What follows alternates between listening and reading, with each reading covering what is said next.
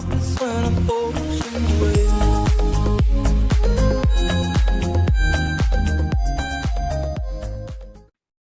Well, today on UVA Legends, I have Alex Singer, the new general manager of the Houston Dash and the NWSL.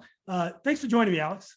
Yeah, thanks for having me. Yeah, I didn't even know you were a Wahoo. I met you or I saw you at the DC Armory a few years ago. My son was playing futsal, and I take pictures of the games. And between games, I was just taking pictures of the pro women's game, and you guys are playing, and you were a really good player. And I posted some photos of your team, and I guess someone tagged you or whatever, and that's how we came in contact with each other. Yeah, I remember that tournament at the Armory. It was a lot of fun. I had a really great experience playing futsal with the Alexandria club, and remember that, and remember meeting you there. And yes, I did. I did go to UVA and play there, so I had a great experience. Do you still play futsal? Did you get a chance to get out there? I was playing. I need to find the futsal community here in Houston. I haven't played in a couple of months, but I was still playing with the Alexandria team when I was in town. Yeah. Well, you've just been named general manager of the Houston Dash, and you're a very young general manager.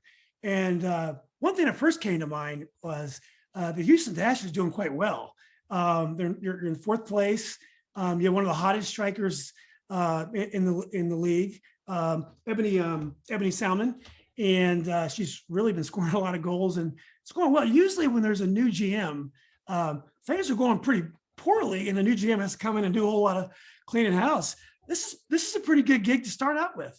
Yeah, I mean, it's a unique time, a unique role. Yeah, like you mentioned, traditionally, if they're making hires or making changes, it's because possibly this season isn't going so well.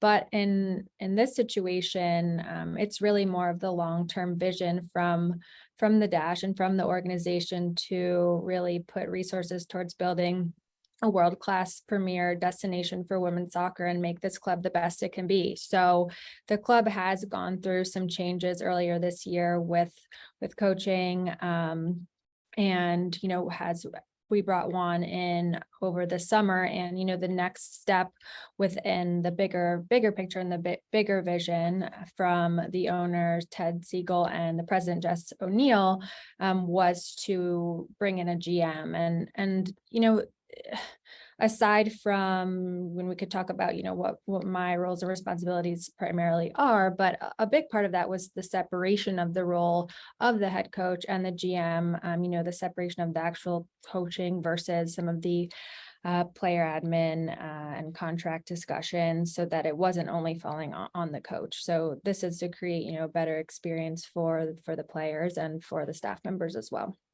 Well, also, if you're trying to create a better experience for the players, it's nice to bring in a former player and also a former agent. So you've seen that side pretty well. You pretty much know, where they're coming from, their point of view, and now you give a chance to be in management. So it is an interesting change of roles for you.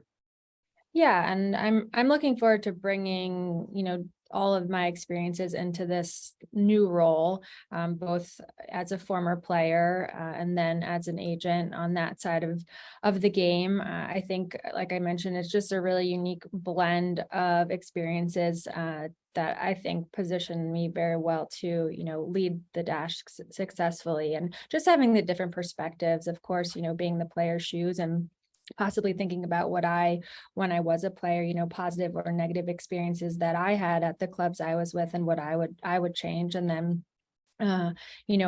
as an agent and, working on behalf of the players really, and with the clubs and their respective GMs, it's just, you want to find pieces that align together with that big picture and the goals that we have. So yeah, I've had a really, really great experience staying connected with the game. And I always knew that I did want to come back to this league. I'm, very blessed to have this opportunity with the Dash now that is doing so well. And like I mentioned, really looking forward and ahead and creating this, long-term success here in Houston. Well, it's also a great time to be in pro women's soccer. We've had and even the men's domestic leagues have struggled at times. But with Jill Ellis, my high school classmate, getting involved, we had, Amanda Cromwell, a prominent college coach. We're getting more and more great players from around the world to join the league. And not only that, the success of our international team, our national team, it just seems like there's a lot of momentum in pro soccer, especially on the women's side right now. Yeah, it's a really exciting time for the game in general. I think if you take a look at how far the NWSL has come, and now, in season 10, just the growth of the league here, the expansion process and the interest from different markets in joining the league. And then, you can take a look at the Euros this past summer and really just feel the excitement and the attention that's been, put on the women's game, and people are really interested. That final had record-setting numbers, both live at the game and on TV and in the media. So I think you can feel it really full circle all around, that the interest is at a peak. The momentum is really high. I think that's within the broader game, within the NWSL specifically, and I would say with the Dash too. Yeah. Has women's pro soccer changed a lot? I know that the league changed names when you first joined. I believe it's called Women's Professional Soccer. That was when I first started as a rookie, I was drafted, and that league was a different entity, Women's Professional Soccer, that unfortunately only stuck around for a few seasons. But I think, the NWSL has also gone through various changes, leadership changes, implementation of the first CBA. I think, when you take a look historically at, failed leagues or just the history of women's soccer in the country, you can see that the NWSL, is really taking all the right steps ahead. Yeah. So, well, one thing also, and I want to get back to your background because it's fascinating, is so I coach AAU basketball for many years, and I also, I've done quite a few interviews with folks that played basketball overseas, especially some soccer as well. But one thing they all talked about was sometimes they had to put their careers on hold to kind of chase their dream. They're chasing this professional dream, and if they play for a long time, they watch others rise in their career, and it could be tough. Even MLS was not paying very much up until 4 or 5 years ago. So the one thing about you is you did all that traveling, got to chase your dreams, you saw the world, and your career still took off. I mean, you're still a GM at such a young age. And we can get to more of this later, but how are you able to keep your eye on the ball and to keep bettering yourself, while you're, able to play soccer around the world? Yeah, I think, when you're playing, I think that things are changing now, but especially in the early years, you're not thinking about when retiring. But I think because I had played in so many different leagues and within different clubs, it got to a point where people were approaching me with questions, looking for some type of advisement, whether that those were players looking to play abroad, coaches looking to get connected with different clubs. So when that started to happen, I started thinking about the next steps for me. And because I had been in lots of different women's soccer destinations, I knew that I wanted to put all of those years together beyond, just having the amazing experiences as a player, in whatever the next part of my career would be, when I did eventually stop playing. So something clicked at that point. I won't say that I had it all figured out and exactly what profession or what that next role would be, but I knew I wanted to figure out a way to utilize all of those experiences and translate them over into whatever I did next, while of course wanting to stay involved in the women's game. So for me, I started to do my master's at Georgetown while I was still playing, because I figured at least that there would be a bridge for me. I knew I needed to learn some, skills as well, in the classroom, and that master's program helped me a lot. But I will say, it mostly opened a lot of doors. And when I started to think about the best way that I could at that point use my experiences, it was with an agency. And I knew I wanted to represent players on and off the field, and that my experiences would really closely align with that role. And yes, I did keep my eye on the ball, and I think naturally the progression from there, after spending 5 years with Octagon and really seeing all of the ins and outs of the agency side of the business, and like I mentioned, working with NWSL clubs and with the league, that those 5 years were very important, and that I knew from a leadership perspective that, something like a GM or a front office role seemed like really the natural progression for me. It's So, like, yeah. I mean, it's the dream job for all of us who play sports, who play fantasy sports. We all think we're general managers, and so you actually are one. So it's congratulations again, amazing. And UVA people, we expect nothing but the best from us anyway, right? So Yes. yeah. Yes. So well, look, let's go back to how you got started in soccer. I read you're from New York City. I think you're actually Westchester County, right north of the city. Yeah. So did you Mhm. come from a soccer family? No, nobody else in my family played soccer. My grandfather, my grandfather watched some soccer, and I can remember him recording VHS tapes of the '94 World Cup and giving them to me. And I mean, I was super little at that point, but that was really my first like memory of soccer, from a family standpoint. Other than that, no, my family didn't really play. They weren't necessarily a soccer family. I just started when I was 4, and in a rec program in Rye, and I loved it, and I stuck with it. And I will say we quickly turned into a soccer family because my parents were taking me all over the place to play. But I had a really, really great youth experience through just the Rye recreational soccer. And then when you get a little bit older and you try out for ODP and you make the team and you say, okay, I need to get on a real club team now. And I had a lot of influential coaches through my youth career and mentors that helped me along the way. At that back when I was playing youth soccer, in Rye and even Westchester at that time, there weren't too many great clubs. And I knew I needed to get on a better club because I didn't come from a club or a program that was, really putting a lot of emphasis on the technical side of the game. It was more just me learning the game itself.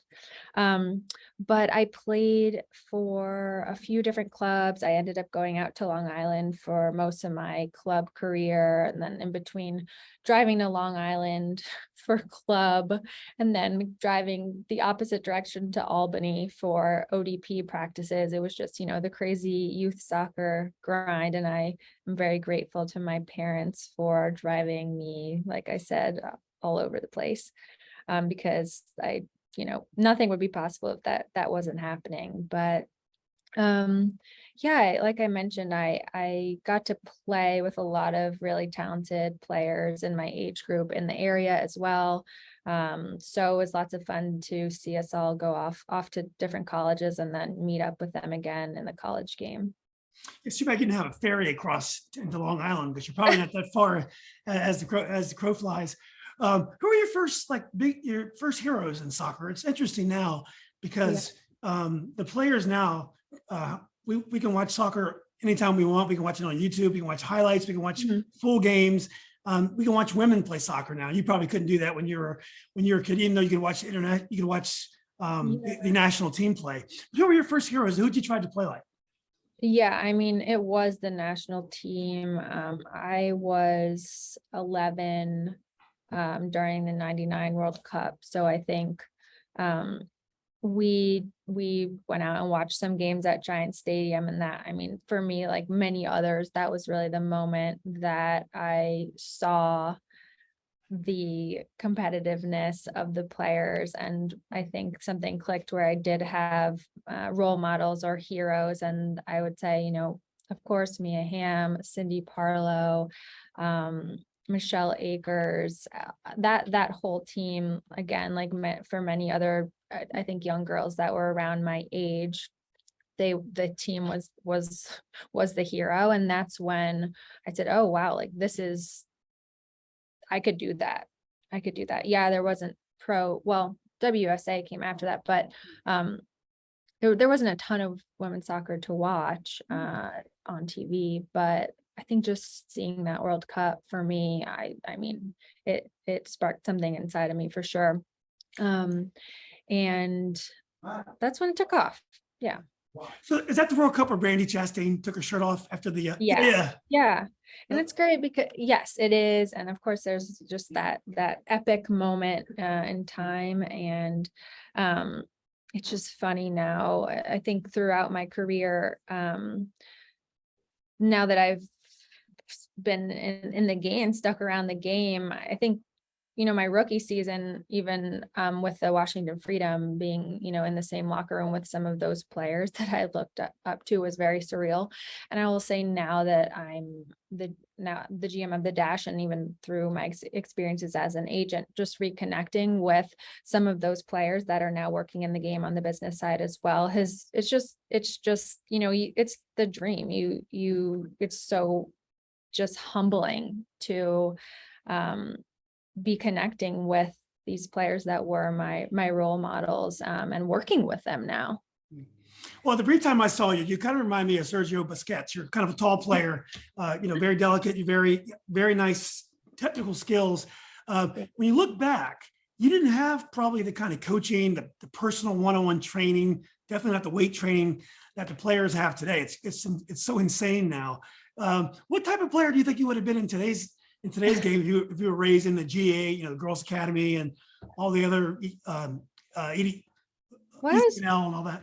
Yeah, I mean, I will say, even from a young age, I had really great technical trainers, and I had a knee injury pretty early on, just like that. I went to see a sports medicine doctor who said, you need to do some weight training and some functional training, and I connected with a trainer in Westchester named Vincent Sullivan in this program, Forme, and I started at 12 or 13 weight training and doing a lot of speed training and agility training, and then combined with a couple of really amazing technical trainers, Steve Davis. I mean, I did have a really great support system, and they played a really big role in my development at that time. I was always fast. I was always really fast. I mostly played as any attacking position until I got to college, and we'll get there. But I think if I came up in the youth system now, I don't know. There is obviously a lot more emphasis on the sports medicine side of things, on the athletic performance side of things. Even though I think I had a pretty good experience. I don't know. It would be interesting. I try to think who I would compare myself with. I'll have to think about it. Yeah. Well, in Rye, was high school soccer important as well? Because I know in some areas of the country, top players don't play for the high school team. Did you play high school as well? I played a few years, and I think I was on the So and I think we started on varsity when we were in 7th or 8th grade, which caused some big uproar. But that was important because I think that was important. Because there were a lot of talented players, and we also had this Title IX dispute because up in New York, they were playing high school soccer in the spring, which I think in Virginia they do as well. Yeah, in spring. But in the rest of the country, they were playing the fall. So there weren't as many opportunities beyond the state tournament. And so, we were part of this larger movement to move the season, which was interesting. But I did participate. We had a couple of really talented players, some that went on to play college ball, but I think the high school game is more also about the community and the school support and the social aspect. And for me, I was, sometimes going from a high school, playing half of a high school game and then going to my club practices. And I tried to do as much as I could. I wanted to, I did have a commitment to the high school team, but they were also really supportive of my path. So I had a really good relationship with the Rye coach, Rich Savage, and he let me, come and go as I could. But it was important that I stayed connected to the team and could participate when I could, even though sometimes I know the club coaches were not a huge fan of that. Yeah, high school soccer might High not be a school soccer is just, I think it varies from place to place, and traditionally the level just isn't that great. Mhm. So I can understand and empathize with some of the club coaches that just, frown upon it. Yeah, I mean, the pathway to being a great player probably doesn't necessarily go through high school soccer, but it's No. an amazing experience. My son just Yeah. finished up, and his games, they were so tense. There were crowds there. People actually cared. Club Yeah. games, our club, Alexandria, oftentimes parents would just drop the kids off. There would be nobody on the sideline. So it was kind of nice to have that kind of experience. Yeah, it's the community kind of aspect of it. Yeah. So one thing about Rye High School, it must be a great place for sports executives to be from, because Adam Silver went to your high school as well. What is it about that school that produces such great sports executives?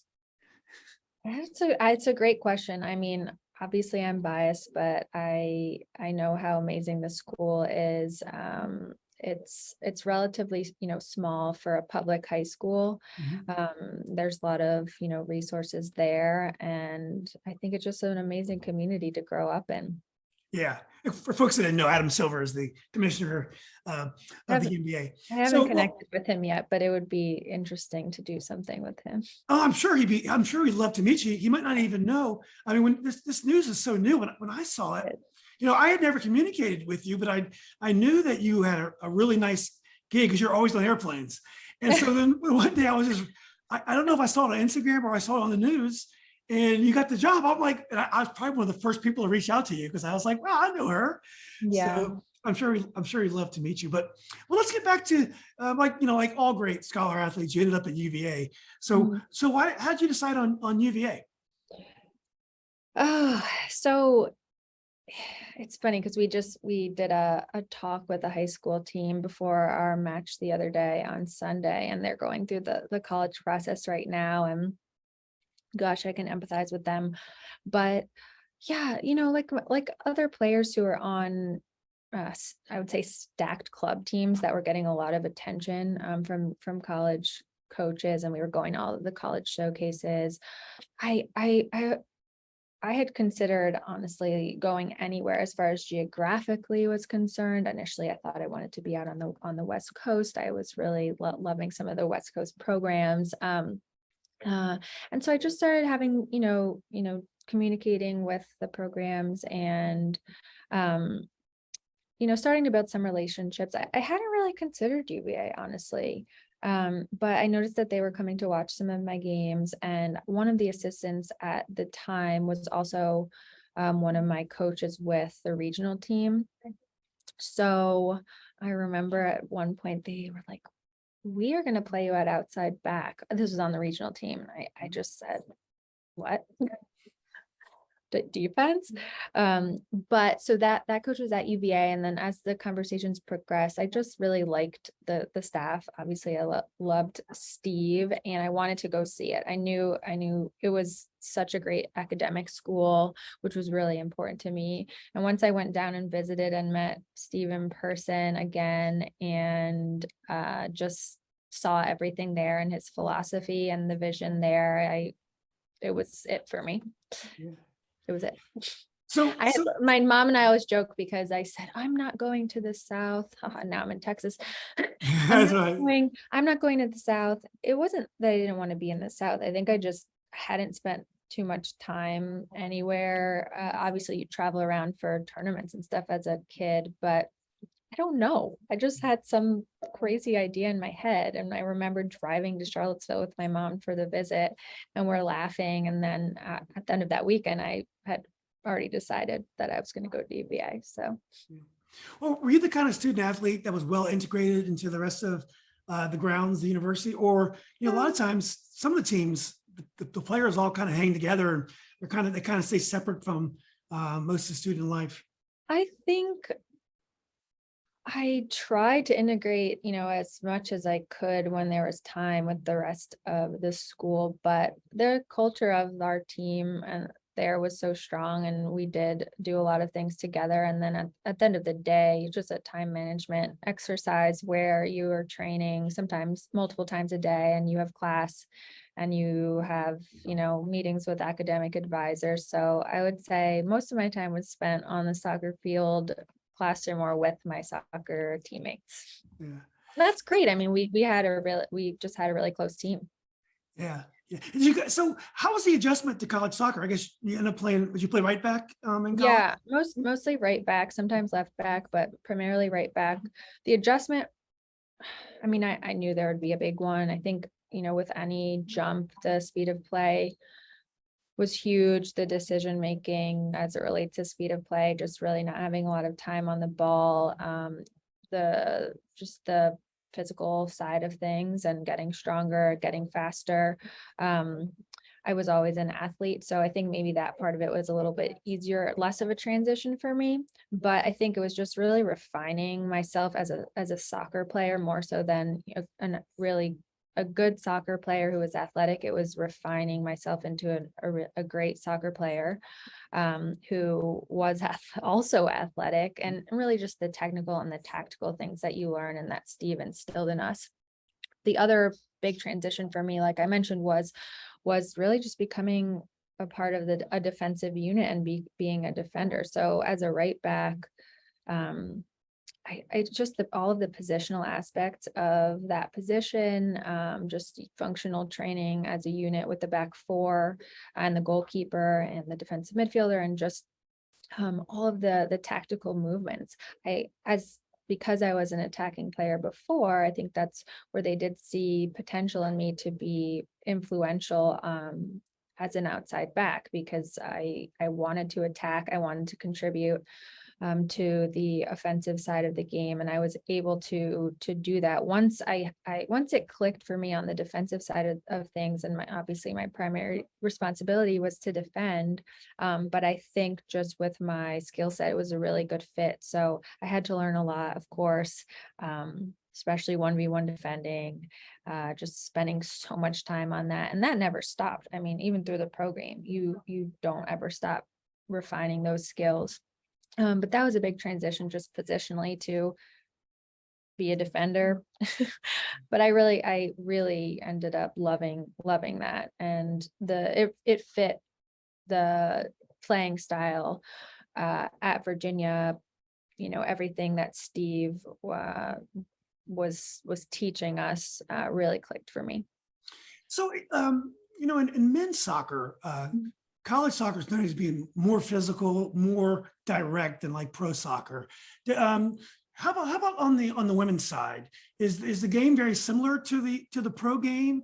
And is it changed over the years?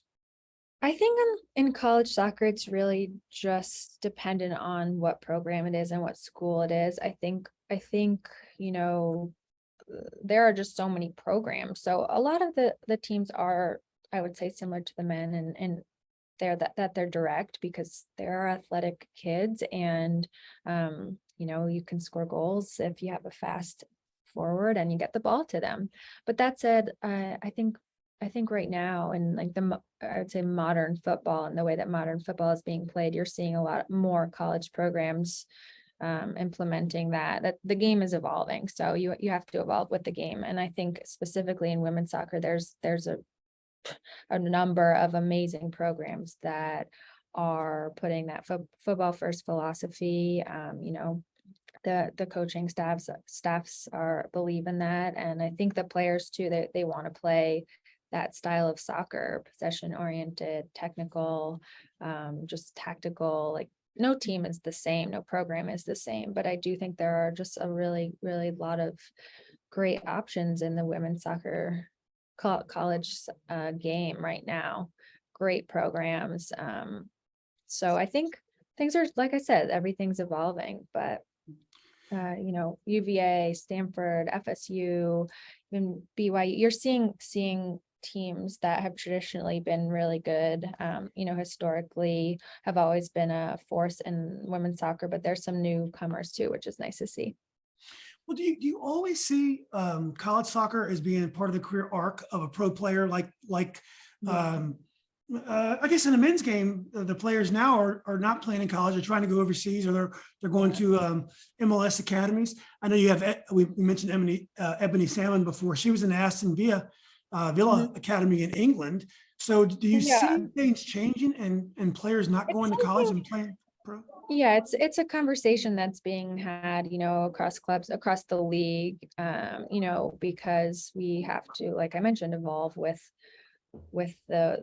the world's game and how it's being played. Obviously on the men's side, you have the academy structure, you have had homegrown kids who used to do the Generation Adidas contracts, and those are discussions that everybody is having on, what's the best way that we can continue to progress this league and develop youth players, bring them into our clubs, so that they're ready for the professional game. I think there's no right path for every single player.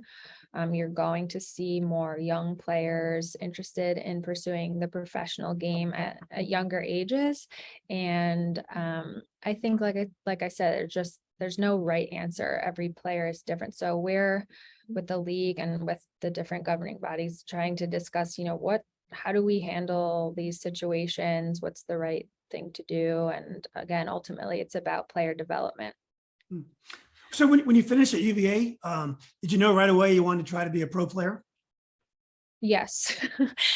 Yes. So timing wise for me, it was interesting because they had announced that the new league, the WPS, was starting in 2009. I can't remember exactly when, but they did a preliminary draft, and then I knew that the college draft was going to be in January. So once I finished my eligibility, I just started training with Steve and doing a lot of technical sessions with Steve. Becky Sauerbrunn was also there. I played with her for all of my years on the back line, and we trained together a ton.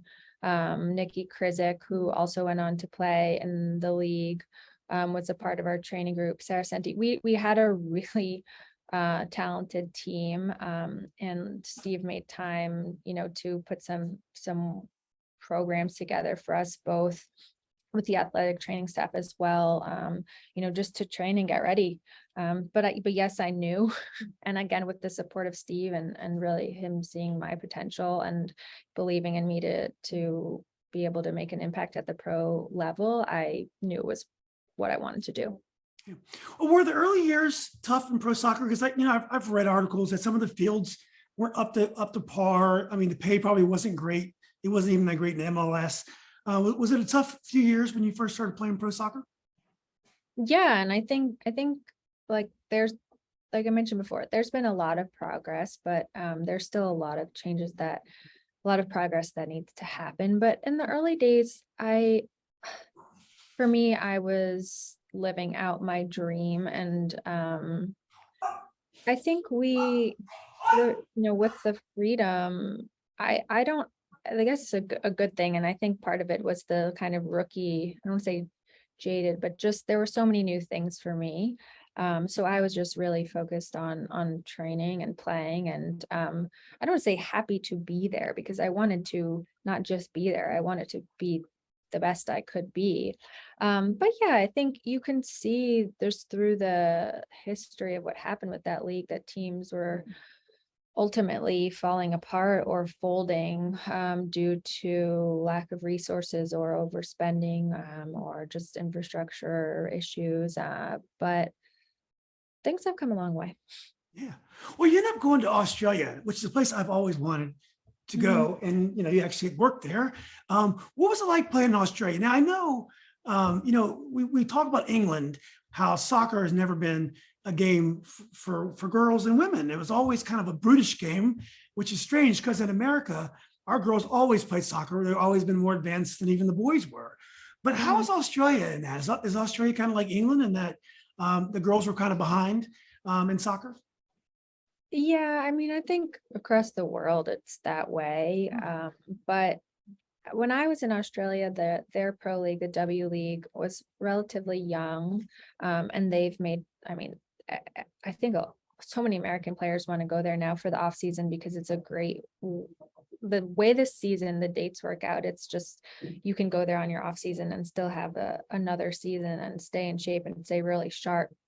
But I think also you'll see the Australian women's national team has really in the last 10 years made so much progress. The players that they've developed, like Sam Kerr, are just having such a big impact on the world stage. So there's been tremendous growth in that country. I mean, I would say that their national team is, outperforming, their men's team and the league, though, I think I'm not quite sure, where they're at now, but I know that they've gone through a lot of growth as well.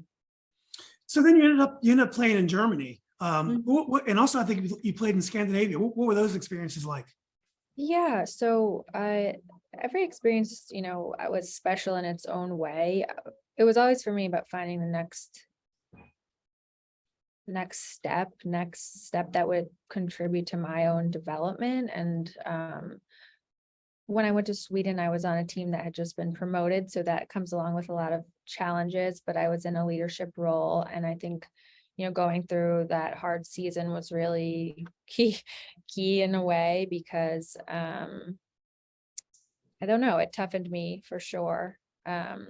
And then I got interest from a team in Germany and a club in Germany, and I knew that was a chance, a really big chance, and I took it. And it was definitely challenging as well from a language standpoint. At first, it was definitely difficult. The actual training was very hard. We trained a ton. The trainers were very, I would say, old school German mentality, and which I think for me as an American, I was willing to work, but it was just learning that style, learning that playing style, which was very specific. But that experience was really amazing for me. There were internationals from all around the world, some that are now playing in the NWSL that I was playing with on that team. Alyssa Nair was a teammate, Yuki Nagasato. Like it was just a really special group of players. We played Champions League as well, and it was a very talented team and a very professional, and European football environment, I would say. Do you like the way the Europeans structure their football, and that they have relegation, so a team can be promoted, Yeah, as you were talking about, I to the think, top league? yeah, I mean, yeah, I think the leagues are following the game. So the structure is already in place. It aligns with the FIFA dates too, which is really important. There's that competition factor. If you're at the bottom, scraping points together to stay in the top league. And if you're in the second league, it's, doing everything you can to get promoted. It just creates, again, yes, that competition. And right now here, we don't have that yet. Do you think it'd be a good thing to have in America? I do. I think more for a developmental standpoint, yes, because it's hard, I think, for players who are playing in this league who maybe aren't getting the minutes, but are training day in and day out. Where are they going to go get game minutes? And if there was some, again, this ties back into the youth development system too. Just how do we set up a pathway so that players are continuing to develop, but underneath their club? I think it's really important. You mentioned Champions League earlier. Do you think there's a way one day that NWSL can be integrated into a Champions League and the best women's club teams, that we can play Lyon, we can play Ajax? Do you think it's possible one day to integrate all the club teams on the women's side as well? I mean, there's a CONCACAF Champions League, and there's different tournaments on the men's side. We have the ICC here, and different tournaments that that have been played in the US, where we're bringing in Lyon or Atletico Madrid or different European clubs to compete against a select couple of clubs in the league here. I don't know. I think so. I don't know what that timeline would look like or what that pathway would look like, but I do think it'd be really interesting just from a competitive standpoint to see, the best of the best from all around the world and where things play out. So when did you decide to give up playing pro soccer? I know it has to be a tough decision for an athlete because it was probably a huge part of your identity. And what was your next move? I didn't really decide. There was nothing in me. I didn't wake up one day and decide. I had hip surgery at the end of the 2014 season with the Spirit, and I came back and recovered, but there was nothing really that made me make that decision. It just kind of happened. It just kind of happened. I don't think there was a decision to walk away ultimately. And possibly was keeping the door open, but I think that's just because I knew I wanted to stay involved in some way. But yeah, the game. I'm fortunate enough to still be working so closely with it. So getting back, fast forward back to your job in Houston, you guys are tied to a MLS team, and some of the teams are independent in the NWSL. Is that a positive or negative, or does it depend? Yeah, I think it's a positive. Here in Houston, we have a vision, and it's in parallel with the overall organizational vision for this club, and that connects directly with the Dynamo too. I think from a resources standpoint, it's a positive. We have amazing facilities, and we have an owner who is committed to investing into the vision we have and making making changes. And I see it as a positive. Yeah. Well, we have access to, this amazing city in Houston, and the communities, the diversity, just such a hotbed for soccer in general. So yeah. Well, look, Alex, this has been great. It's great. Thanks for taking the time to talk to me. Just one last question. Yeah. One of the things that a general manager must do is bring in talent. And like all American pro sports, there's a draft, which is different than soccer around the world, where you buy players or promote them from the academy. And we have that too. Have you thought a lot about how you're going to make acquisitions? I understand they've changed some of the designation rules in the league, but have you thought about that much? Yeah, we have. Right now, I would say my goal is to support the team in making the first playoffs in club history. And that's really where most of my efforts are, at least for the time being. But of course, looking ahead, we are, looking at both the college draft and beyond as far as making moves in the off season and just starting to have those strategy discussions, working closely with our head coach, Juan Carlos Amoros, and just trying to get organized. Yeah. Well, look, Alex, thanks again for your time. I can't wait to buy my my Dash gear so I can support you guys. And I really, wish you the best of luck. And hopefully you'll touch base with us and let us know how you're doing from time to time. Definitely. Yes. No, thank you for having me. I'm happy to come back on and continue the conversation. We will be in DC for our match on October 1st. So hopefully Alexandria, VU, and some of the Alexandria teams will be able to come out and make that match. Absolutely. I can't wait. So we'll be torn, but I'm going for the That's okay. I'm going for the Wahoo. So yeah. So anyway, look, thanks again for your time, and have a great rest of your day. Thanks so much. Oh, you're welcome, Alex. Take care. I'll talk to you soon.